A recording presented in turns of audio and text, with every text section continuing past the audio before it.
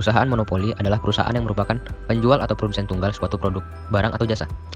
Ciri-ciri perusahaan monopoli yaitu: pertama, memiliki kemampuan mempengaruhi harga dari produk yang dijual. Kedua, timbul karena hambatan untuk masuk pasar. Ketiga, tidak ada barang lain yang dapat digantikan oleh penyedia lainnya di pasar tersebut. Keempat, memiliki banyak pembeli. Kelima, perusahaan tidak memerlukan promosi atau iklan dalam memasarkan produknya.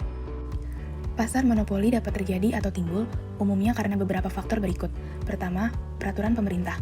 Pemerintah memberikan suatu hak eksklusif untuk memproduksi barang, peraturan seperti hak paten dan peraturan hak cipta. Kedua, sumber daya yang khas.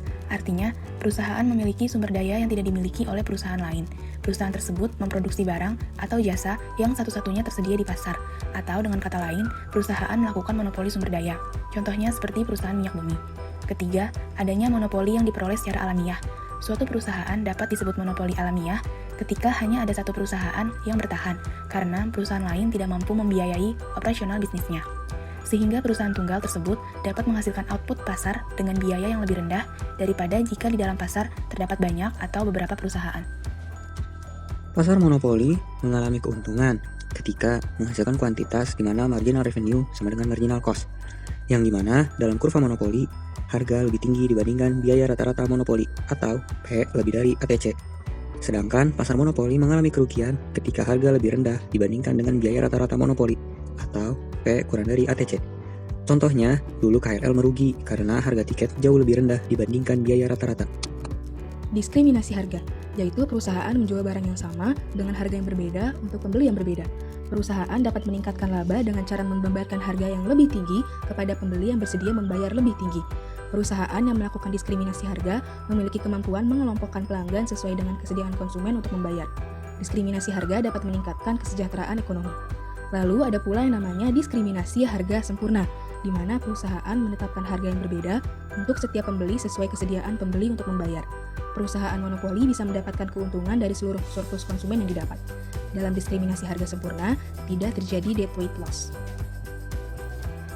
Ada beberapa macam pasar persaingan tidak sempurna. Yang pertama, monopoli, di mana ada penjual tunggal yang mendominasi seluruh pasar. Misalnya, PLN di bidang listrik dan Pertamina di bidang bahan bakar minyak. Yang kedua, oligopoli, yaitu ada beberapa penjual, biasanya pada rentang antara 2-10 penjual, yang menjual produk identik. Contohnya industri air mineral, industri gula, dan industri garam. Yang ketiga, ada monopolistik. Terjadi ketika banyak penjual menjual produk yang serupa, namun masing-masing produk yang dihasilkan memiliki karakteristik, desain, keunikan, serta keunggulan yang berbeda-beda.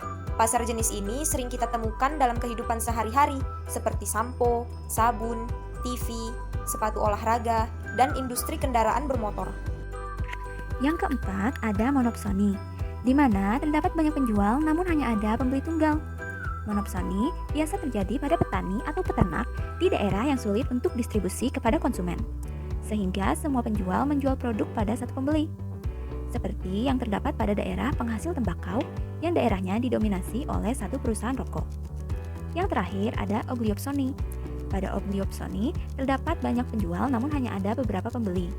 Contohnya dapat ditemukan pada usaha konstruksi bangunan, di mana ada banyak pengusaha konstruksi bangunan, namun hanya ada beberapa yang membeli jasanya untuk konstruksi sesuai dengan pesanan yang sudah disepakati.